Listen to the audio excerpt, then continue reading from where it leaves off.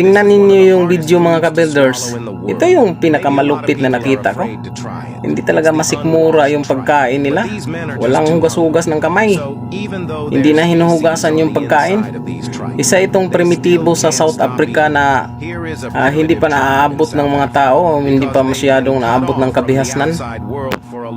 Kasi kung nagugutom sila, mga hunting sila ng sabay-sabay, tapos sabay-sabay din silang magluluto o kumakain.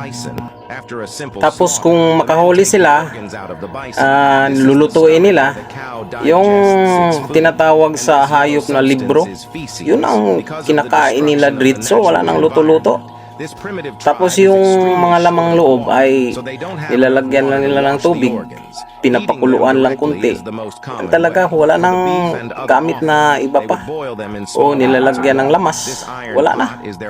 Talaga masikmura to na pagkain eh. Ang dahilan kasi nila, hindi talaga sila nagkaroon ng maraming tubig. Kung umulan lang, yan lang sila, makakuha sila ng tubig. Pero short talaga sila sa tubig, kaya ganon ang ginagawa na lang nila. Ikaw mga ka-builders, kaya mo bang tumikim ng ganito?